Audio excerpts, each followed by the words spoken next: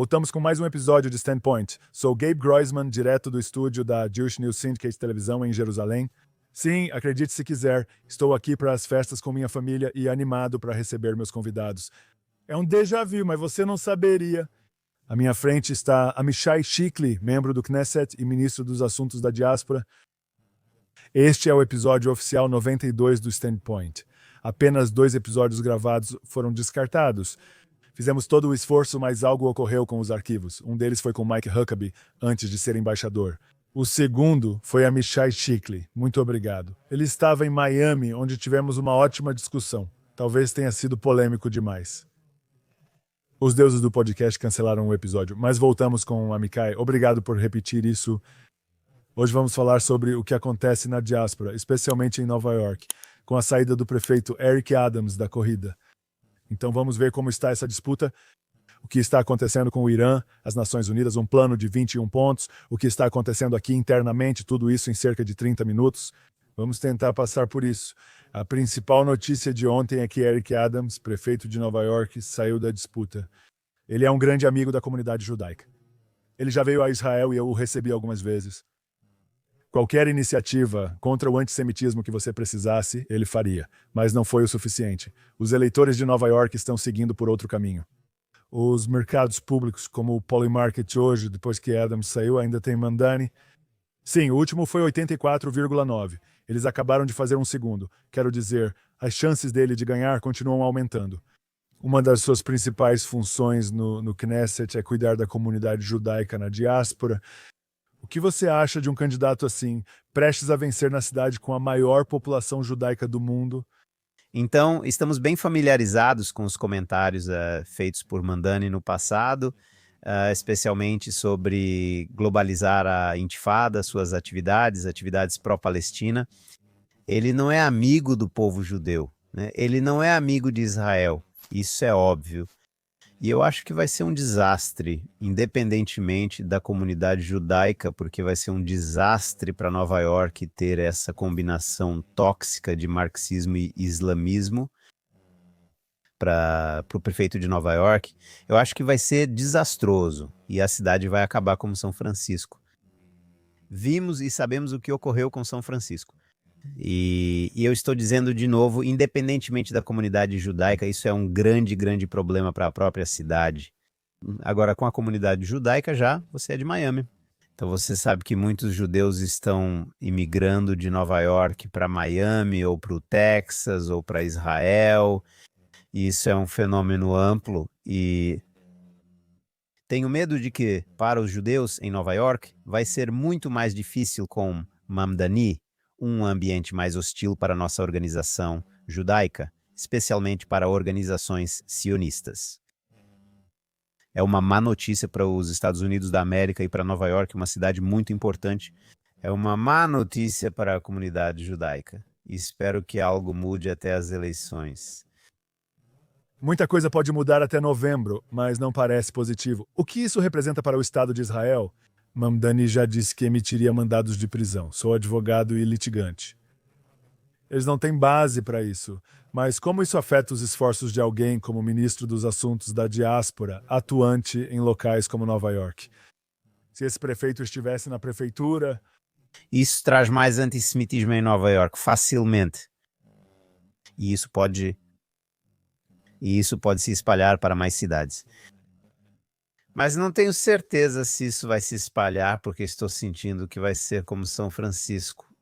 As pessoas vão entender o quão ruim é a liderança de Mamdani e como isso vai destruir a cidade. As pessoas vão perceber. Vai ser tarde demais e um desastre para os negócios em Nova York que terá que se recuperar. Então, eu não acho que isso vai ter grandes consequências fora de Nova York. Mas para os judeus em Nova York, acredito que o ambiente vai ficar mais hostil para Israel daqui para frente. O ambiente vai ser mais hostil nas universidades, na Columbia, na New York University.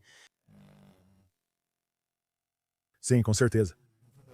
E se você olhar para o voto judaico na cidade de Nova York, nas primárias, cerca de 25% do voto judaico, de acordo com as pesquisas, votou em Mamdani, o que realmente diz muito sobre a comunidade judaica lá. Sim, é diversa, mas temos uma grande parte desses, cerca de 1.200.000 que vivem lá, que estão perdidos.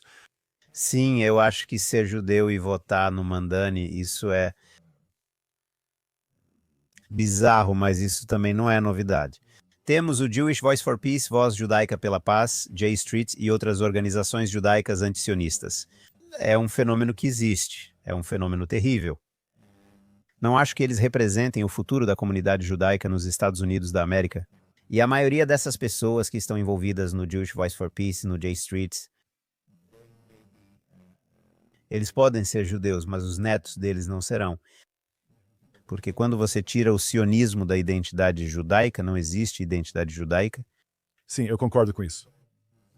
Na diáspora é preciso manter sionismo, alguma prática religiosa e conexão para seguir à próxima geração. Você vê lugares como o sul da Flórida, estamos quase em 500 mil judeus no sul da Flórida. Agora, as pessoas nem sabem desse número, o que é louco, né? Está crescendo rapidamente. Vamos direto ao Irã. Li hoje cedo.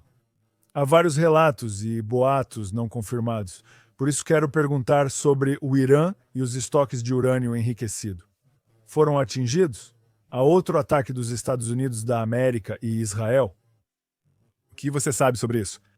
O que sabemos com certeza é que o programa nuclear do Irã foi dramaticamente afetado pelos ataques, especialmente o ataque em Fordo, e isso fez com que retrocedesse em uma década.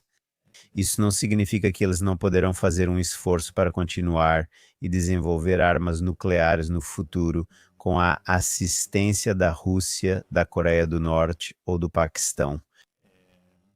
Então, não é que não exista nenhuma ameaça vinda do Irã, mas o impacto do ataque aos cientistas e aos locais de Isfahan, Fordo e outros é que, pelo menos por agora e para o futuro próximo, o Irã perdeu sua capacidade de produzir em curto prazo armas nucleares. Como você conecta os pontos? A Rússia agiu rapidamente. Eles disseram que vão investir 25 bilhões de dólares para reconstruir as capacidades nucleares do Irã. Eles estão vendendo jatos para eles. Na minha perspectiva, eles estão realmente tentando usar isso como uma forma de pressão contra os Estados Unidos. Como isso se relaciona com as outras grandes guerras globais que vemos? Sim, dá para ver que existe um eixo formado por China, Rússia, Coreia do Norte e Irã. Por outro lado, você tem a Europa, a OTAN, os Estados Unidos e Israel, que estão, digamos, no hemisfério estratégico da civilização ocidental. Isso não significa que sempre concordamos, não significa que não existam problemas, mas essa é a equação. Isso não é realmente novo e não surpreende ninguém que está acompanhando o conflito. E o sistema de defesa antimísseis que foi usado no Irã durante a guerra é russo, você sabe, o S-300, etc. E as armas que foram usadas pelo Hamas em 7 de outubro, muitas dessas armas são russas. Algumas dessas armas vêm da China. Então, essa é a situação. Acho que o jogador mais interessante é a Turquia, que atua dos dois lados, alinhada ao Hamas e membro da OTAN. Eu acho que é um grande paradoxo. E eu acho que a OTAN deveria reconsiderar a presença da Turquia como membro da OTAN e incluindo os Estados Unidos da América, se você apoia o Hamas, se você apoia a Al-Qaeda na Síria, se você está apoiando a limpeza étnica de judeus e curdos na Síria. Eu não acho que é certo para digamos, o império da civilização ocidental apoiar esse tipo de forças. Concordo totalmente com você, mas o presidente Trump parece seguir o caminho oposto. Atualmente há um acordo do F-35 para a Turquia, e eles estão dizendo, enquanto vocês não comprarem mais da Rússia, eles estão tentando separá-los da Rússia e trazê-los para o nosso lado, o que parece uma tarefa realmente difícil. Sim, eu acho que, primeiro, eu aprecio muito o presidente Trump. E eu acho que devemos muito a ele, né? Não só pelo que aconteceu recentemente no mandato atual, mas também pelos tribunais de Obama, na embaixada em Jerusalém, as armas que podem comprar, diferente do que aconteceu com Biden e o embargo e o não que ele disse ao Hezbollah, mas que foi mais direcionado a Israel. Então, mas ainda assim eu tenho, digamos, um desacordo sobre a Turquia e o presidente achará. Eu acho que se você quer banir a Irmandade Muçulmana nos Estados Unidos da América, o que eu sei que Marco Rubio e Ted Kuwait estão tentando fazer, vá em frente. Mas, por outro lado, abraçar o líder da Al-Qaeda na Síria como um líder legítimo é contraditório, pois a ideologia da Irmandade Muçulmana e a ideologia da Al-Qaeda são basicamente as mesmas.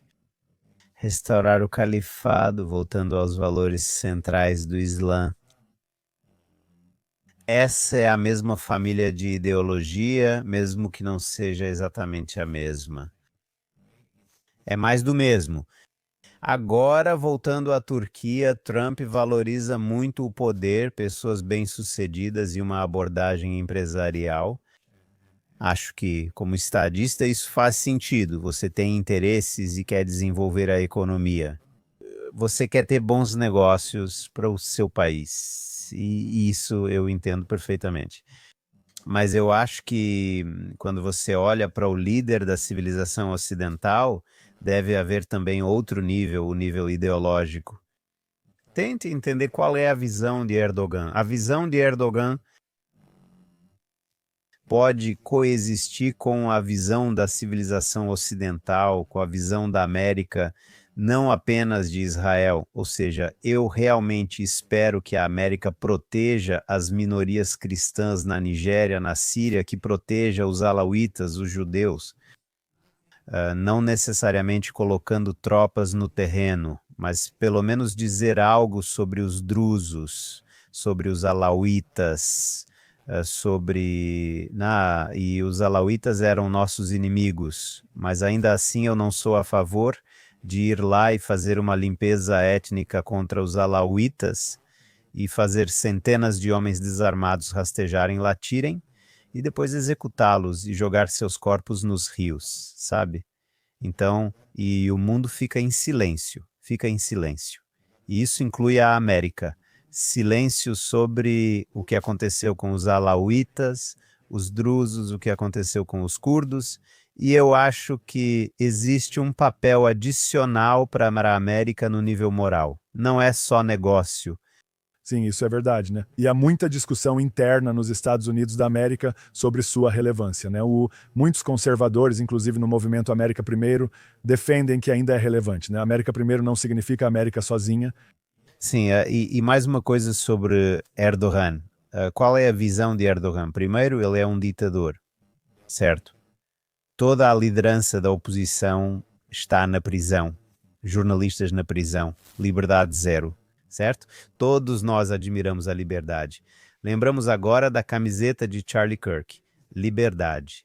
Liberdade é o núcleo da civilização ocidental. Liberdade é o núcleo dos valores judaico-cristãos, porque é a base para ter a escolha de então escolher o caminho certo e cumprir as mitzvot da Torá ou as expectativas das pessoas cristãs, etc. Agora, quando você olha para Erdogan, ele antes de tudo é contra a liberdade, ele é contra a democracia, ele é contra os valores centrais da civilização ocidental. Em segundo lugar, ele se vê como um novo sultão. Ele quer restaurar a glória do Império Otomano. Isso é uma ameaça muito séria. Ele se vê como um imperador, como o homem que vai liderar a Turquia para se tornar novamente um império. Ele está envolvido na guerra na Líbia, ele está envolvido na guerra na Somália, ele está envolvido na guerra na Síria. Ele estava liderando a guerra na Síria, está ameaçando Chipre, está ameaçando e ocupando o norte de Chipre, está ameaçando a Grécia, dizendo que algumas partes das ilhas gregas são da Turquia, e o mesmo vale para o mar. E ele é um homem muito perigoso. E além do fato de ser um ditador, além do fato de se ver como um imperador de um novo império otomano, ele também é um jihadista fanático em seu coração. Ele faz parte da Irmandade Muçulmana que queremos banir, ou que o Senado quer banir nos Estados Unidos. Ele acredita no califado, em fazer com que todos os cidadãos da Turquia e todos os cidadãos da Síria vivam sob a lei da Sharia. Então não é só que ele é um ditador, não é só que ele se vê como o novo líder do Império Otomano, mas ele também é um jihadista fanático. E, portanto, eu não entendo como ele pode fazer parte da OTAN. A OTAN é só uma aliança de Estados aleatórios ou existe alguma filosofia por trás disso de liberdade contra a tirania, contra ocupar países estrangeiros, contra oprimir minorias? Escrevi um artigo sobre a OTAN e a Turquia há cerca de um ano. Ao analisar os princípios da OTAN, incluindo não abrigar terroristas, percebe-se que a Turquia faz isso, mas Estados Unidos da América e talvez Israel parecem priorizar outros interesses. E abrigar terroristas? Sim, claro. A Turquia hoje é a nova sede do Hamas. Certo. Não é só Doha, no Catar, que tem outra situação. Também há a Turquia. A maioria dos líderes e das atividades do Hamas, e aliás, o Hamas infelizmente não vai desaparecer amanhã de manhã, e a atividade do Hamas vai se deslocar de Gaza para a Turquia, para, digamos, mais terrorismo global na Europa, escolhendo alvos no exterior, e essa é a nova ameaça que estamos enfrentando, e essa ameaça vem do coração da Turquia. Esse é outro ponto. Com certeza. Foi por isso que escrevi aquele artigo quando a liderança mudou de Doha para a Turquia e ninguém se importou ou noticiou nos grandes jornais. Parece que governos ocidentais, especialmente Israel, Estados Unidos e talvez Europa, têm seus próprios problemas, mas estão focados em afastá-los da Rússia e da China, mesmo sem sucesso, em vez de priorizar esses princípios que você mencionou. Sim, eu acho que é complicado. Não estou dizendo. E a Turquia é um estado importante em termos de. É um estado enorme, né? Economia forte, exército forte. É um desafio. E o Catar é a mesma coisa? Sim, o Catar é igual, todos jogam com eles. E uma superpotência do petróleo e do gás. Sim, exatamente. E na minha perspectiva, só para compartilhar rapidamente, eu acho que quando se trata de política externa global e lidar com diferentes políticas externas entre países, as pessoas não podem ficar em cima do muro. Os países não podem ficar em cima do muro. Eles têm que definir claramente quem são, certo? Então, eu tenho menos problema com um Estado terrorista que se define como um Estado terrorista, porque aí você sabe como lidar com eles. Sim, certo, você vai lidar com eles como um Estado terrorista do que com aqueles que tentam jogar dos dois lados. E as pessoas estão tão ansiosas para aceitá-los. Os europeus estão ansiosos para aceitá-los, principalmente por causa da islamização da Europa e tentando descobrir como lidar com isso. Mas eles estão as pessoas estão escrevendo hoje em dia, eles têm políticas suicidas na Europa atualmente, as políticas que estão implementando em toda a Europa não são boas para o futuro da Europa. Só para manter o ritmo, esta semana, quem sabe? Falar disso já é difícil, né? Pois as notícias mudam rápido. Enquanto isso é filmado, há debates sobre o plano de paz de 21 pontos. Netanyahu afirmou que Israel aceitou.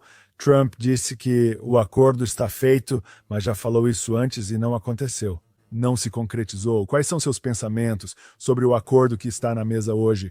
Você acha que é algo com que Israel deveria avançar? O que você acha? Olha, primeiro, eu realmente quero dizer mais uma coisa em relação à conversa anterior sobre o Catar. Quando você olha para o Catar hoje é a capital da Irmandade Muçulmana. Esse é o motor ideológico da propaganda jihadista através da AJ Plus e da Al Jazeera, em espanhol, francês, nos Estados Unidos da América, através das redes sociais, televisão. Eles não estão apenas hospedando os líderes do Hamas, eles são a principal ferramenta de propaganda do Hamas para os HDS na Síria. Jolani Ashara, que eu acho que as pessoas esqueceram quem é Ashara, certo? Ele fundou a Al-Qaeda na Síria. Ele esteve envolvido nos piores massacres de pessoas inocentes, de yazidis, de curdos, de alauítas, de drusos. mais de 1.000 alauítas, mais de 1.000 drusos. Quando ele estava falando na Organização das Nações Unidas, havia vilarejos cristãos sendo queimados deliberadamente na região de Latakia. Então, eu acho que o fato dos países ocidentais terem abraçado al-Sharaa só porque ele usava terno tão rapidamente, eu acho que é uma tragédia. E o mesmo vale para o Catar. Catar, Síria, Turquia, isso é um eixo. O eixo da Irmandade Muçulmana, e isso representa uma ameaça para os Emirados Árabes Unidos. Eles não vão falar isso.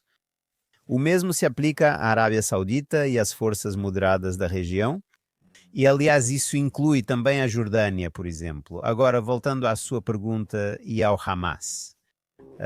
No dia seguinte precisamos garantir primeiro que a Turquia e o Catar estejam fora de Gaza, porque você não quer a mesma ideologia do Hamas, que é a ideologia de Erdogan, que é a ideologia do Catar que segue espalhando esse veneno nas mentes e corações dos jovens em Gaza. Se continuar promovendo essa ideologia de jihad e guerra, haverá guerra. E você vai ter os filhos deles, que quando estiverem na casa dos 20 anos vão ligar para os pais dizendo: olha, mãe, acabei de matar 10 judeus com as minhas próprias mãos, estou tão orgulhoso. Isso é insano, mas é resultado de uma educação muito específica, né? A mesma educação que você encontra agora na Síria, a Síria de al-Sharaa, e já vemos nos vídeos que vêm da Síria escolas com o nome de Gaza, ou Mohammed Deif, ou Sinwar, e as crianças jurando logo de manhã seguir o caminho da jihad e de Allah, etc. Isso é as crianças da Síria sob al-Sharaa, ou seja, daqui a 15, 20 anos, estamos em guerra contra o novo Hamastão, na fronteira norte. Isso é um fato, porque no final das contas, voltando ao meu ponto, quando você olha para a realidade, precisa usar lentes ideológicas, porque nem todo mundo vê o mundo apenas em termos de negócios. Também existem visões e ideologias, né? E a visão do Hamas e a visão da Irmandade Muçulmana de al-Sharaa, da Turquia, do Catar, é uma região super perigosa, super perigosa. Deixe-me te fazer uma pergunta direta, porque está relacionada a um dos pontos do plano que é trazer, segundo eles, militares árabes para Gaza. E também há alusões à autoridade palestina novamente. Salah Abbas condenou o 7 de outubro, agora ele é visto como um cara bom, tentando se posicionar para entrar em Gaza, sabe? Qual é a sua opinião sobre trazer tropas de lugares como a Arábia Saudita? Então, primeiro em relação à autoridade palestina, nós já tivemos a autoridade palestina em Gaza, vimos os resultados. Eu acho que seria uma loucura repetir o experimento da autoridade palestina em termos de força militar ou armas, deveria ser apenas força policial, nada além de força policial. Eu não sou muito fã de forças estrangeiras entrando em Gaza. Talvez possa ser uma solução parcial.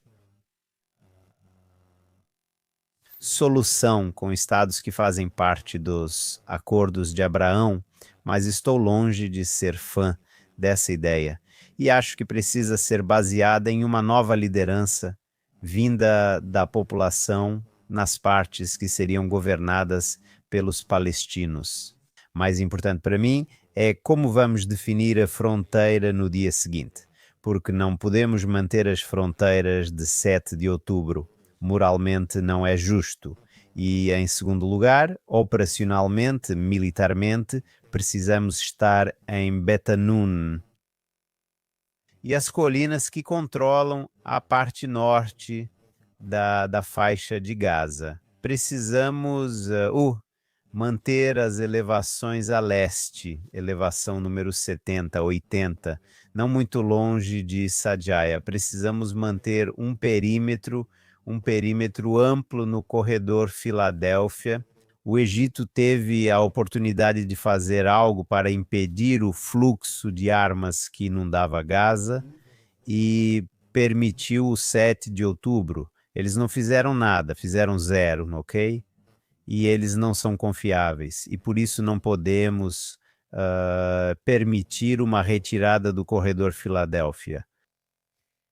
E isso é, eu acho, né, o mais importante para mim. Como nós controlamos a segurança de Gaza para que possamos operar assim como em Judeia e Samaria. Se houver um problema, você pode enviar 2 jipes com um pelotão e prender qualquer pessoa que precise ser presa.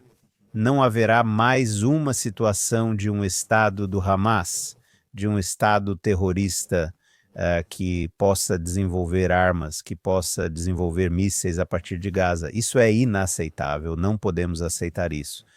Explique tecnicamente, se um acordo fosse firmado, quem o aprovaria em Israel?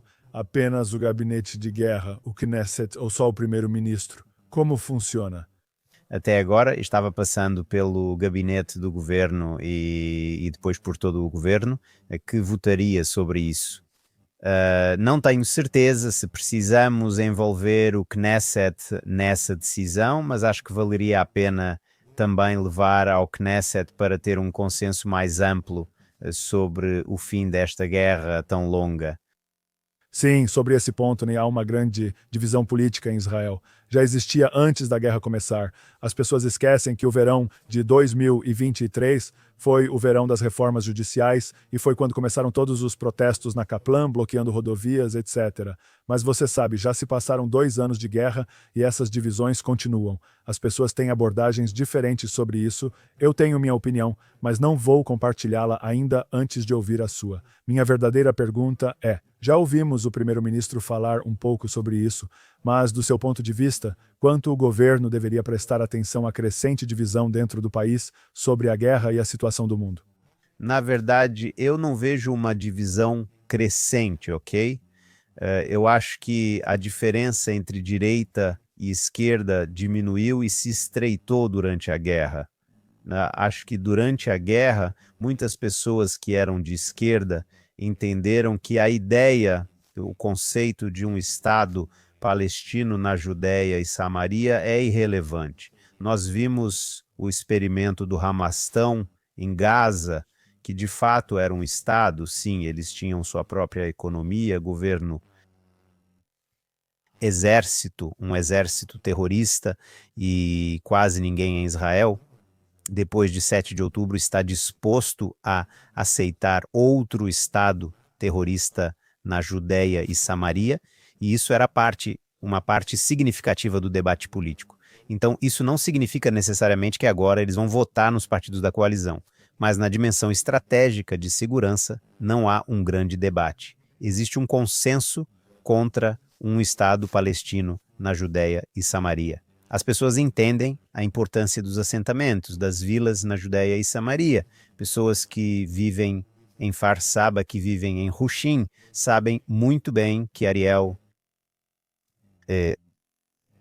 Dumim, a 20 minutos de carro de Farsaba, é o escudo das principais vilas, das principais cidades da praia, certo? As vilas nas montanhas são o escudo para as cidades na praia. E isso é independente do fato de que essa é a terra natal histórica da nação de Israel, Montival, Shiló, Jerusalém, Hebron, etc. Então, não acho que haja uma diferença maior. Você tem um pequeno grupo que possui muito poder, jornais, elites que são pós-sionistas, que são a favor de se render ao Hamas e acabar com a guerra a qualquer custo. Eu não acho que eles representam a maioria. Você pode ver as pesquisas, você pode ver as pesquisas, nós temos a maioria nas pesquisas. O Likud é o maior partido nas pesquisas. E quando você olha para o outro, digamos, para o outro lado, né, a oposição, muitos dos líderes dentro da oposição que não estão na extrema esquerda. Então você tem uma maioria sólida de centro-direita em Israel, especialmente depois de 7 de outubro. Então eu não vejo essa divisão como você vê Não, isso é uma perspectiva interessante e o que eu sempre vejo é que, quando falo com pessoas de esquerda em Israel, porque eu trabalho muito com empresas de tecnologia e são essas pessoas que comandam muitas das empresas de tecnologia em Tel Aviv, eu sempre digo para eles: vocês têm um problema político, como vocês veem, mas vocês não propõem uma solução política, certo? Não existe uma liderança crescente da esquerda que seja viável de qualquer forma, nem mesmo para eles. Então eles só ficam reclamando e gritando muito. Mas, por outro lado, dê uma olhada no Gaidans, que levou seu partido de volta para a coalizão, dê uma olhada no Bering Gantz, apesar de agora ele estar em um momento ruim, mas ele está dizendo: cansei de banir o Likud e banir o Netanyahu, e dizer que nunca vamos sentar com o Netanyahu. Alguns líderes agora estão mais maduros e mais responsáveis, e eu acho que para o futuro acredito que vamos ver, digamos, uma coalizão mais ampla. Interessante. Ok, minha última pergunta para você, como ministro dos assuntos da diáspora. Você passou agora bastante tempo focando no que está acontecendo fora do país, algo em que eu foco muito no mundo judaico, em todo o mundo. No início da guerra, vimos unidade e o surgimento dos chamados judeus de 8 de outubro, termo usado de forma positiva ou negativa. Positivo. Deixa no positivo mesmo. Apenas pessoas que, de certa forma, foram despertadas. Às vezes é preciso um inimigo para nos lembrar de quem somos, mas com o tempo isso enfraquece, talvez pela guerra longa ou por raízes já frágeis. Analisando os dados dos judeus na diáspora, o que mais te surpreendeu como ministro dos assuntos da diáspora?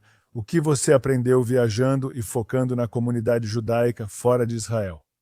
Então, eu acho que tanto para a comunidade judaica no exterior, quanto para o Estado de Israel, precisamos ter uma aliança com líderes de movimentos que compartilham os valores centrais da identidade judaica. Identidade judaica é sobre fé, é sobre família, é sobre comunidade. O judaísmo é conservadorismo, se você olhar para isso hoje, e precisamos nos conectar com esses movimentos. E eu acho que quando você olha para o que está acontecendo agora na Grã-Bretanha, levantando a questão Reforma Reino Unido, e você ouve as declarações deles, e você vê as bandeiras de Israel, e você vê as declarações deles contra o antissemitismo, contra o Hamas, contra o terror, contra islamismo radical. Essas são as pessoas com quem precisamos colaborar. Isso é verdade para o Estado de Israel e acho que também é verdade para a comunidade judaica.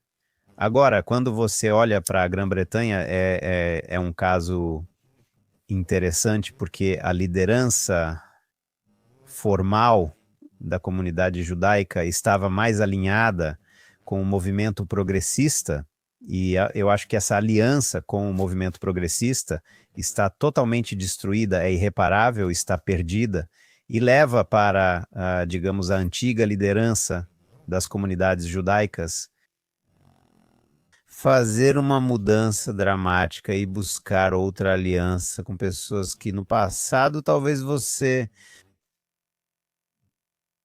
poderia ser contra elas, e eu acho que a nova forma de alianças não virá da antiga liderança, mas sim da nova liderança judaica que está surgindo, né, que está mais conectada aos valores centrais judaicos e que está disposta a fazer novas alianças, especialmente com forças conservadoras. Isso é muito claro em lugares como Grã-Bretanha, Canadá e Austrália. Com quem você quer trabalhar? Com o Partido Trabalhista que abraça o islamismo radical, que está proibindo ex-ministros de Israel de entrar no país? Com quem você quer trabalhar nesses tipos de partidos? Não há nada com o que trabalhar. E comparar a Carney ou Trudeau com Pierre Poilievre ou Malisa Landsman no Canadá, não dá para comparar. Ou comparar a liderança atual de Macron, que é antissemita, que apoia o Hamas, que causou um enorme dano para os reféns, para o Estado de Israel e para a comunidade judaica. E, aliás, ele se recusou a caminhar com a comunidade judaica no desfile contra o antissemitismo, na marcha contra o antissemitismo, no início da guerra. E quem estava nessa marcha contra o antissemitismo? Marine Le Pen. E depois, quem falou contra o Hamas? Quem falou contra o antissemitismo? Quem visitou aqui? Quem foi ao Yad Vashem? Jordan Bardella. Então, as coisas estão mudando, e se você ficar preso ao passado, isso não vai ser bom, nem para as comunidades judaicas, nem para o Estado de Israel. Então, precisamos reformular as alianças que temos. E isso vale para a Europa, Austrália, Canadá e também para os Estados Unidos. Sim, também para a América do Sul. Milay, sim. Sim, Milei. No Chile isso oscila agora. Espero que mude. Ou só para resumir, quando falávamos sobre os dois principais eixos que estão crescendo com Israel, os Estados Unidos e outros, você mencionou a Europa, mas deixei para lá porque isso renderia outro podcast só sobre o futuro da Europa. Israel e a comunidade judaica estão de um lado e precisamos notar isso. Judeus no mundo todo já percebem isso. E eu acho que uma coisa que todos nós percebemos, aqueles que precisavam ser lembrados, mas todos nós realmente aprendemos, acho que em Israel também, é que o que acontece em Israel realmente impacta os judeus em todo o mundo.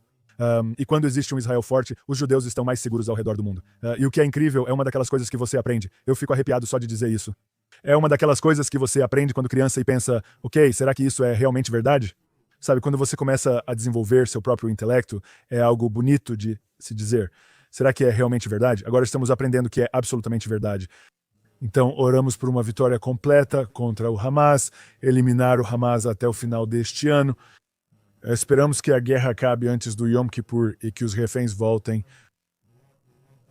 Não precisaremos lutar contra esse inimigo. Estaremos prontos para o próximo, ao reconstruir o povo e o Estado judeus. Obrigado, Amichai Chikli. Obrigado. Muito. Este foi melhor do que o primeiro. Talvez. Nunca saberemos. Muito obrigado, pessoal. Não se esqueça de curtir, seguir, se inscrever e fazer tudo aquilo que vocês fazem para apoiar os podcasts. E a gente se vê na próxima.